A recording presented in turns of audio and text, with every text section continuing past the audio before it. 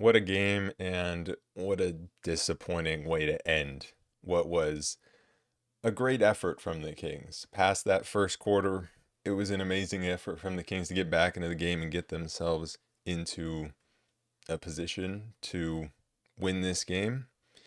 But the thing that has plagued them all season just came back again, and that is execution down the stretch on both ends of the floor. The Kings have lost so many close games, and that is their biggest problem. And it was no different here. Although I do feel like it happened in a bit of a different way. I mean, the Nuggets, we couldn't get a stop down the stretch. And that's who the Nuggets are when they have that Jamal Murray, Nikola Jokic two-man game operating. It is impossible to stop. The Kings missed some open shots, and obviously DeMar missed that really open midi, and then he fumbled, and then he missed another midi. So, a rough end of the game, and really just a rough second half for DeMar. But I mean, I loved the way the Kings fought back into this game, being down 23 early, and obviously being without Keegan Murray. I think the Nuggets are already a bad matchup for the Kings just with their lineup, with their starting lineup. When you look at like who's going to guard Aaron Gordon and who's going to guard Michael Porter Jr. And so if you have Keegan in there, then he's going to guard Aaron Gordon. And then it's like, okay, well then who's chasing around Michael Porter Jr.? It's probably going to be DeRozan, because you don't want to put DeRozan on Westbrook, even though he could drop off of him. It's Westbrook could go by him. And so it's like, it's a tough matchup no matter what. But then when you subtract Keegan, it gets even tougher. And so I was surprised they started Doug McDermott, just because it feels like that almost compounds the issue. I do understand it though, because somebody that you don't want to have to chase around Michael Porter Jr. is going to have to chase around Michael Porter Jr.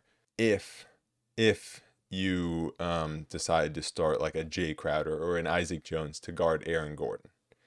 So I think that was the decision. It's like, do you want to kind of free up Aaron Gordon or Michael Porter Jr.? They chose Aaron Gordon, and Aaron Gordon was dominant early in this game because of it. Because you could start a Jay Crowder, start an Isaac Jones on Aaron Gordon, but then you'd be asking DeRozan to chase around Michael Porter Jr., which is rough.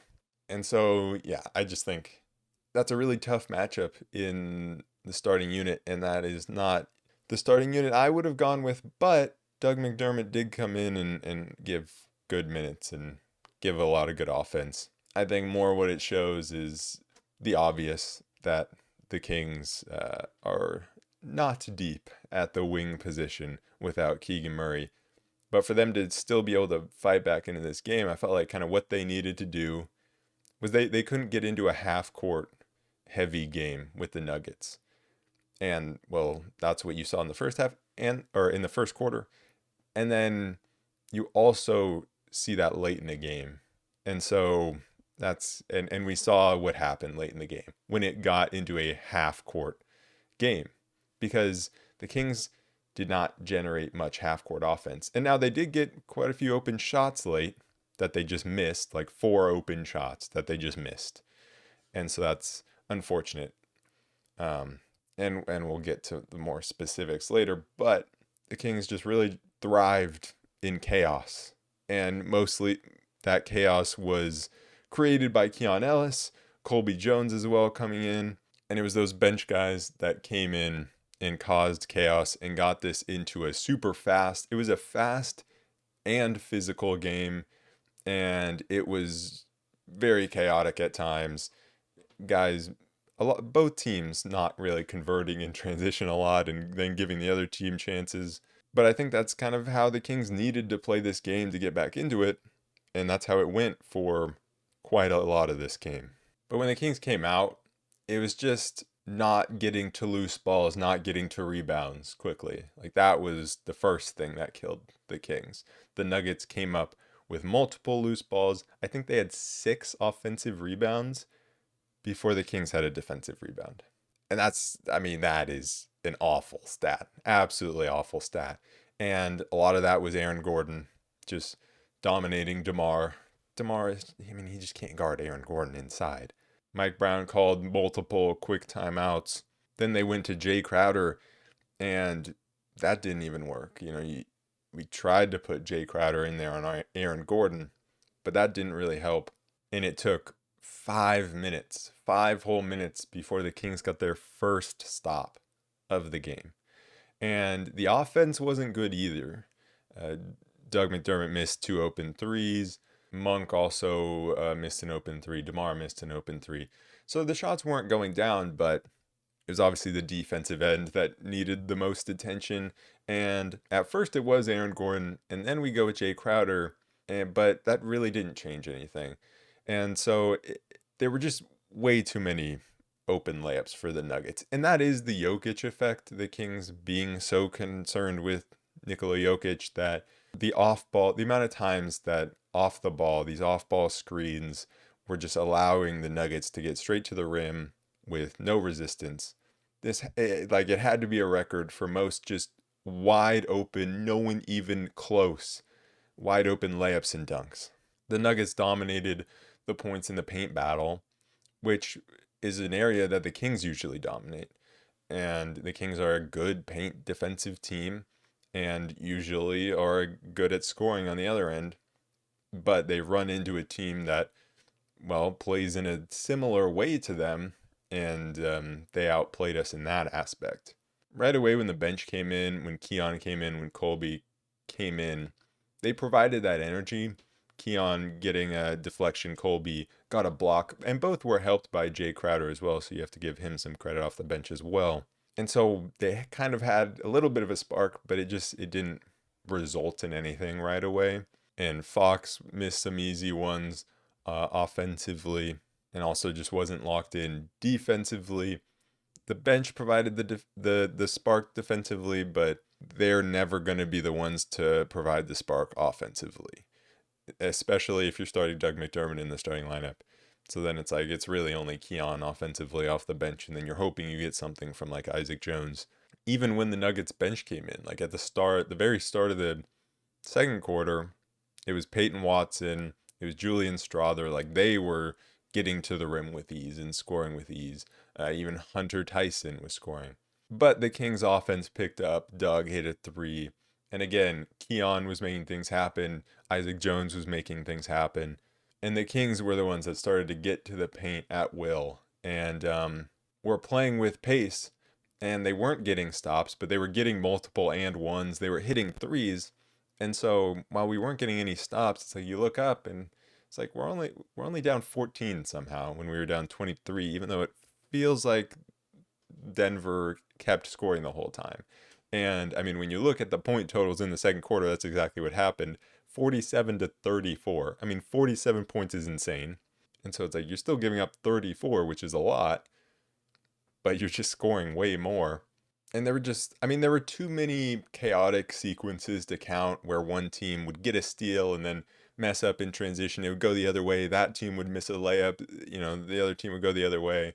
But overall, those moments favored the Kings playing fast. Sabonis had that amazing hit ahead pass to Monk. And then DeRozan came to life and he got some and ones, made some shots. But really, it was Sabonis and Monk, along with those energy guys off the bench. It was Sabonis and Monk who were making things happen offensively. Monk operating in the pick and roll and getting into the paint, and Sabonis. I mean, our offense early on, it was pretty much just Sabonis going from the very top and just attacking Jokic one-on-one and scoring. And on the other end, Sabonis was locking Jokic up one-on-one. The problem was Jokic's passing, not his scoring. And obviously the threat of him getting deep position was what opened that up. But when they were one-on-one, Sabonis was definitely holding his own. It was when the screens would come and they were trying to not let Jokic get deep. That's when things were really a problem.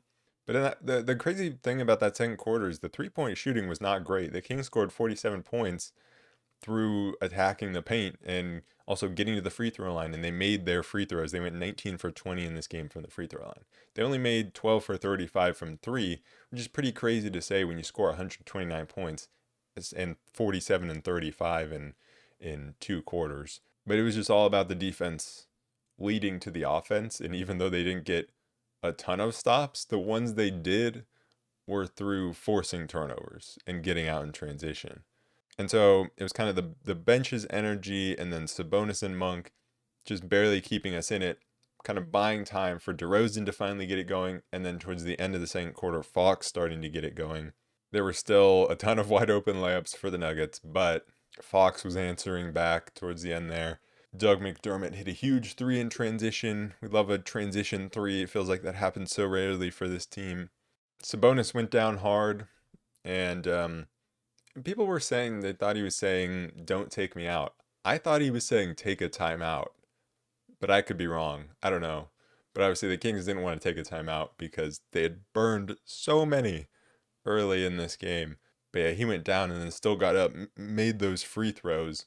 And I mean, it was just such a physical battle between these teams with Sabonis and Jokic and Gordon battling whoever, mainly DeMar inside. And the Kings got it within 7. Fox getting it within 7 offensively late. But what was huge was Keon almost never came out once he went into this game. He almost never came out in the first quarter. I think he came out for one possession, for like a second.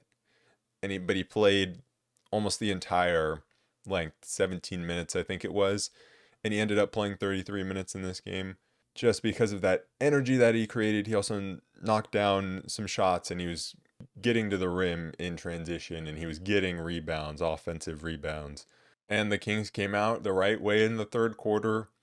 Fox hit a three, and then Monk took over from there. And Monk was incredible, scoring 12 points really early on.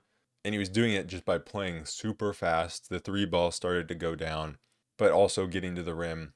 And then on the other end, the Kings finally had a good defensive quarter. Their only good defensive quarter, limiting the Nuggets to 21 points. And Jokic played the entire quarter. Fox had that great block on Jamal Murray. Sabonis was just locking up Jokic one-on-one, which was fun to see. And Jokic also was missing from outside. And there was just more fast, physical play that benefited the Kings. And again, it was just a lot of Keon and Colby getting deflections and Sabonis pressuring Jokic, getting some deflections. And Colby was like ending up on the floor multiple times. I mean, I thought Colby had a very good game defensively, like making things happen. And he just needs to be able to find a way to make an impact offensively, even in transition when he makes those plays. But the defensive side he had down in this game. But that third quarter, the three balls started to fall a little bit more. Doug McDermott and Malik Monk knocking them down. Keon also hit one. Sabonis took another fall, but again, he kept going and hit a jumper there. He scored both times after he got hurt in this, which was pretty funny. And his reaction, he just like, I don't know if he was like angry after he hit the shot or like annoyed. I don't know. He looked very annoyed after he hit that shot. Probably just in pain, but he's just a tough dude. And Fox had some really good moments to end the third quarter, just like he did to the second quarter. And then the fourth quarter came, and it's the non-Sabonis minutes, it's the non-Jokic minutes at the start of that fourth quarter. And both teams kind of forgot how to play basketball, and that kind of happens with both of these teams without their centers. But Alex Len, something that I hate that Mike Brown does is he'll just throw guys in cold at the start of the fourth quarter, the most important time of the game. Like, I think the start of the fourth quarter for this Kings team, as much as they struggle closing late, I think the start of the fourth quarter is the most important because it's the time when you don't have Sabonis out there, when you don't have other guys out there as well, and it's the Fox show, and you're just throwing guys out there cold. And Alex Len fouls twice, and that came into play, and that might have cost the Kings the game. Many things cost the Kings the game. But like the Nuggets got free throws off of 2 perimeter fouls late.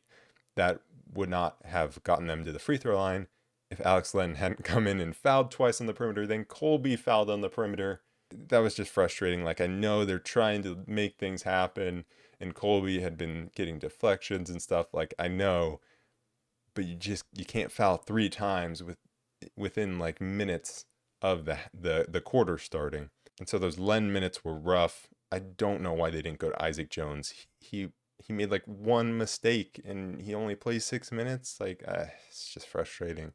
And eventually they did go back to him. And then they went to Sabonis pretty quickly because things weren't going well in the non-Jokic minutes. And I mean, there's a reason why I was stressing these non-Jokic minutes so much after the last game when I was previewing this game, because you can't come into the end of the game with it being close. And we saw that. Not even a little bit close, because Jokic will just pick your team apart. And that's exactly what happened. And so, as much as there were a lot of missed shots down the stretch and not getting any stops, like if the Kings just could have been better to start the fourth quarter when Jokic was off the court, that could have won them the game. I mean, you're letting these bench guys dominate you with Jamal Murray out there. And it was a lot of open missed threes, like Keon missed an open three, that Colby rebounded, and then Fox missed an open three. And there were some unfortunate possessions. The Kings had multiple possessions where they were just like getting deflections and then it would fall straight to a Nugget player for a shot. And so that was unfortunate, but then allowing Jamal Murray to hit 2 threes, that's just rough to lose the non-Jokic minutes. Like, of course, they're non-Sabonis minutes as well, but we should be better equipped to handle them even without Keegan Murray, to handle, non-Sabonis minutes, because Fox should be better than Jamal Murray, and we should at least be able to maintain a lead and not allow them to hit 3 threes to start this quarter. And so we had to go with Sabonis pretty early on. And I think we had a 4-point lead by the time Jokic came back in. Well, he came back in, it was 2 points, but Keon was at the free throw line and hit 2 free throws when he came in. And Keon, he was the guy generating the offense, because the offense was not moving the ball. DeMar had an awful fourth quarter and third quarter. Like, he just wasn't good. And the ball, it stopped moving. We stopped getting that fast-paced offense that we had seen. But that's the Kings, they're supposed to be better than this at the end of games in offensive execution, and they're not. And so there was just a short spree there where it was bad offense, but Keon bailed them out, getting an offensive rebound, getting to the free throw line. Then he got another block, his 5th block of the game, and then he got out in transition and got fouled again. And he hit all 4 free throws that he took. And the Kings got another steal, and Sabonis got out and made a layup. And so then we got back to that transition style because we forced some turnovers. But then from there, the Kings had what, 8-point lead or something like that. And that's when the Nuggets started just picking us apart. But again, that's what I expected, like, especially with Keegan Murray out. I don't expect us to be able to stop the Nuggets. Now, it would have been nice to get just like one stop. You need to be better defensively to, actually get like one stop down the stretch. But the overall idea of them being able to pick us apart at the end of the game, I mean, that makes sense. Like, Jokic hit a 3 and Gordon hit a 3. I know Keon got back cut on one by Westbrook, and they rattled off a 9-0 run. The bigger problem was just the missed open shots. The Nuggets went to a zone, and I was very happy because the Kings have a problem of the ball sticking too much. And so when it's a zone, the ball, it's forcing us to move the ball. And so it actually generated great offense for the Kings. That Nuggets zone defense was not good. Like, the Kings got 4 open shots. Actually 5. I mean, Keon missed an open 3. Monk missed an open 3, but the Kings got the rebound. And Sabonis hit an open 3. But then you had Fox missing a floater in the middle of the lane. You had DeMar missing that wide open, close mid-range shot. And the Nuggets rattled off a 9-0 run, and the fouls coming into play there, where it was just 2 fouls trying to guard on the perimeter that sent Murray had one, maybe Jokic had the other. I can't remember, but they knocked down those free throws. So those fouls at the beginning of this quarter coming into play. And you had Aaron Gordon hitting that transition 3. I mean, that was a killer. But then Fox rattled off 5 straight, and you had DeMar getting the dunk to go up 1 after that Jokic 3 had gotten the Nuggets up 1. I mean, the Kings didn't get a single stop. I'm not exaggerating. Down the stretch, they didn't get a single stop. And so obviously you have the Jamal Murray hitting that. I mean, that's just, it's a tough 2-man game with Jokic, and Fox was playing the drive and got burned on the mid-ranger from Jamal Murray. that's just tough. And the Nuggets, credit to them, they didn't miss down the stretch, and they just, I mean, the Nuggets just made shots while the Kings didn't. Like the Kings had those opportunities as well, but then that last play, obviously where DeRozan just fumbles the ball and then gets it back and gets an okay shot and just misses it. And so, I'm not mad at this loss because I think we saw the Kings lose in in a different way than they normally lose, in terms of losing down the stretch where it was more their defense than their offense. Because it's one thing to just miss open shots, and that just sucks. Uh, it's another thing to just to have bad offense. And for most of the fourth quarter, the Kings actually did generate open shots. And so you can't be mad at that because that's been the problem. And it's been a lot of ISO ball. It's been a lot of taking tough shots. That wasn't really the case in this game. And so, I mean, it's a brutal way to lose the game, but it's one where you kind of just have to be like, well, we gave them a 23-point lead early, just spotted them that so then they could chill all game. And they've fought to come back in this, and I liked that, but just weren't able to close. And you have to think at some point we will be able to close some close games. I think Sac King's film room said we were 3-9 in games decided by 5 points or less, which is brutal. But it's one you just have to move on from because there's not much you can do about missing those shots down the stretch. And when you're already not a deep team and you're missing Keegan Murray and Trey Lyles, especially in the front court and on the wings. I mean, the King. I'm coming out with a Kings trade target video very soon, so I'll address that in that video because it's very clear what the Kings need. Although Doug McDermott came in and he played well. We can go to the individuals. Doug McDermott coming in 27 minutes, and apart from the very start, where MPJ hit a three over him, he did a great job of chasing MPJ around the perimeter. He really did. MPJ finished with 11 points, but he only took 2 3-pointers. I think that's the big statistic you look at for MPJ. You only allowed him to take 2 3-pointers.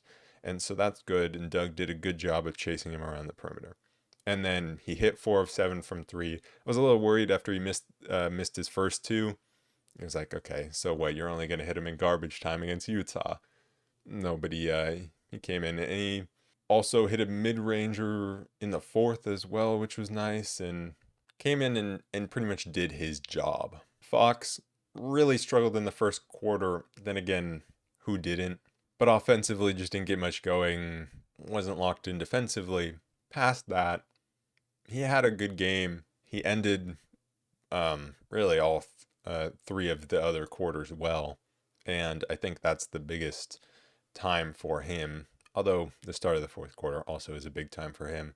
But ending all the quarters is his thing. And he did it well, and he scored the 5 straight at the end of the fourth. And obviously they took the ball out of his hands on the last play. But that's the thing. He made 5 straight points, and they threw 2 at him. He passed it, made the right play to Sabonis. Sabonis made the right play to DeRozan, and obviously it just didn't come off. But I did think Fox's passing after the first quarter, because he had many turnovers in the first, after that first quarter was very good. He had one especially nice pass, just like over the defense to Doug McDermott. A very tough pass, and it was really nice. And he ended up 11 for 24 from the field for 29 points, 7 assists, 5 rebounds. Malik, a very, very good game for him. 25 points, 9 assists, 9 for 19 from the field, and 4 for 10 from 3. He also somehow had 3 blocks and a steal. The Kings had 10 blocks in this game, 3 from Monk, 5 from Keon, 1 from Fox, 1 from Colby. Every block was by a guard. Every single one. And they were all, not all, most were just like swatting down on the ball that are like, was that kind of just a steal? Yeah, kind of. But Fox and Monk both got up for 1 each. But Monk was the guy. I mean, I'm so confident when the ball is in Monk's hands that he's going to create something good in the pick and roll with Sabonis. And that was what started generating the offense for the Kings after they were struggling early on. And he was obviously amazing in the third quarter to start us off. Sabonis played 41 minutes. And yeah, I mean, it's unfortunate that we lost this game because we played him 41 minutes. We needed him to. We brought him in early in that fourth quarter because things were not going well. It's like this team just needs to find ways to not lose non-Sabonis minutes because that was rough. But 28 points, 14 rebounds, 6 assists, 3 steals. He was so good. Knocking down a clutch three, knocking down a clutch midi, even though his jump shot hadn't been going down all game. Going right at Jokic, defensively locking Jokic up in terms of scoring the ball. He was so good in this game. And then DeMar, 7 for 18, had a very good second quarter and helped to get us back into the game. 17 points, 4 assists, 2 steals. But I mean, he just couldn't stand up to Aaron Gordon inside. That was a rough matchup for him. And then in the fourth quarter, just couldn't hit a shot, couldn't hold on to the ball late. Like, it was just rough from him, obviously. I liked that we didn't see a lot of ISO from him late because he wasn't knocking down shots. So he took like one, and that was it. And then the other shots he got were good shots, and he just missed them. Like, I would much rather his shots be coming in those moments where, Fox is handling, he's taking the Sabonis screen, and it's coming from him cutting in from the corner, or in another moment where they draw attention at the rim and he gets it open on that baseline. Like, those are great moments. Obviously, sometimes you can go to him isolation, but when he's struggling with his shot, those are the perfect ways to give him the ball, and he just missed. Then you have the bench.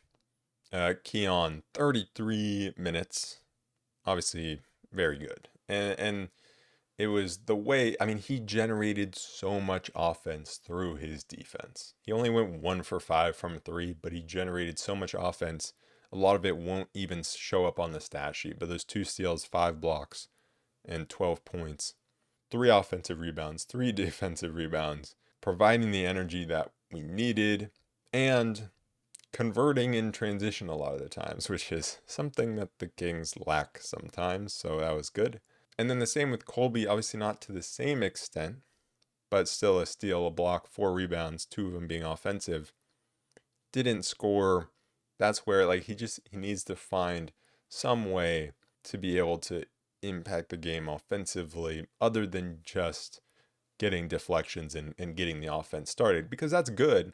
And getting the Kings out and running is important from a defensive aspect. But, he went 0 for 2 from 3, went 0 for 1 inside. So it was a solid game, but we just need a little more offensive punch from the bench because we get 14 points from the bench in this game. Julian Strother alone, 13 points. And Strother, that guy is not afraid to shoot the ball, and it helped the Kings at times late in this game. But yeah, he was tearing us apart in the first half. And then Isaac Jones playing 6 minutes. I just want the Kings to pick a big for a game. Why do we have to do this? Isaac Jones 6 minutes, Alex Len 2 minutes. Like, what are we doing?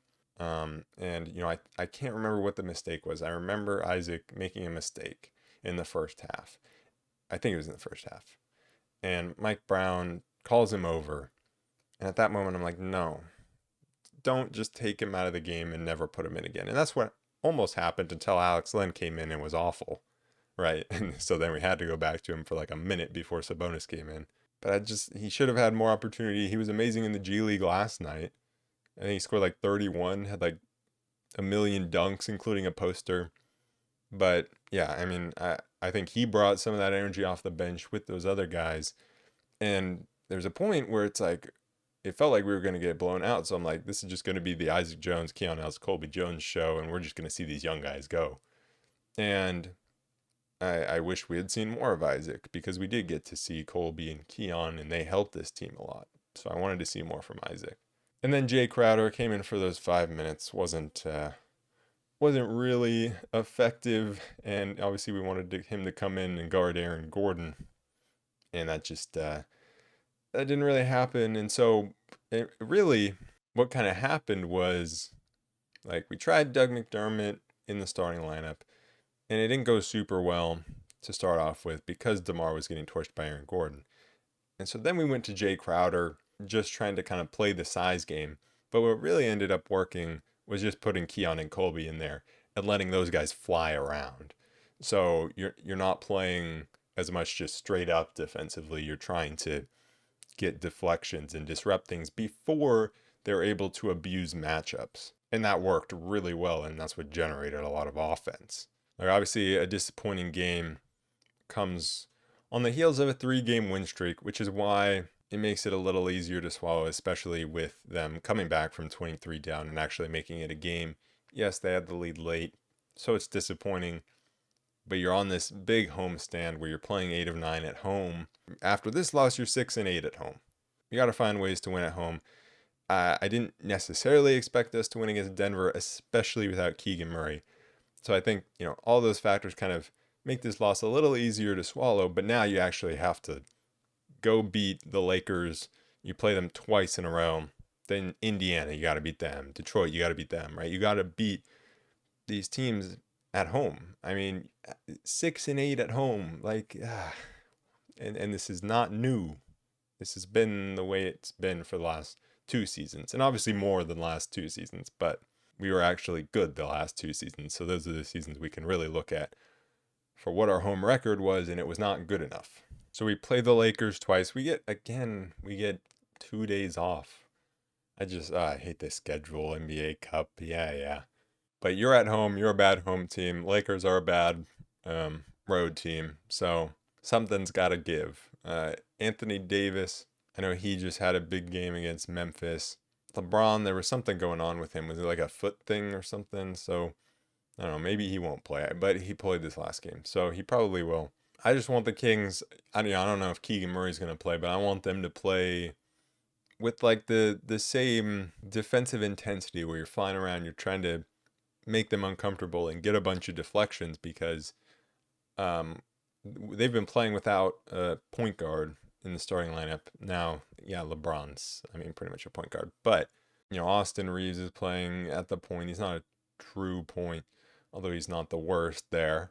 But we've seen before where the Lakers can abuse mismatches like LeBron against whoever and Rui having size against someone because whoever should be guarding Rui is actually guarding LeBron, Keegan Murray.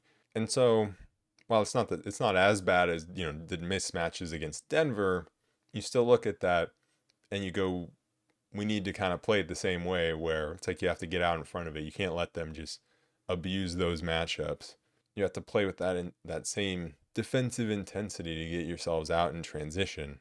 Oh, and I don't even think I mentioned that Kevin Huerter was out, just because I was focused on Keegan Murray being out, but obviously Kevin Huerter being out. He might be back for this Lakers game. It doesn't sound major with his shoulder, but with him out, with Trey Lyles out, it's a lot of bench scoring that you have to make up for. That's like all of our bench scoring. And so I wonder if Keegan is back, which he definitely could be, then it's like, does Doug McDermott get some minutes if Kevin Huerter is still out? Because he shot the ball well.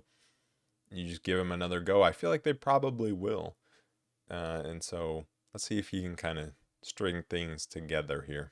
Anyways, that is it for this episode of the Roll Report. As always, shout out to the members of this channel, Noreen and Joe Mama, for the support, and I will see you guys in the next one. Peace.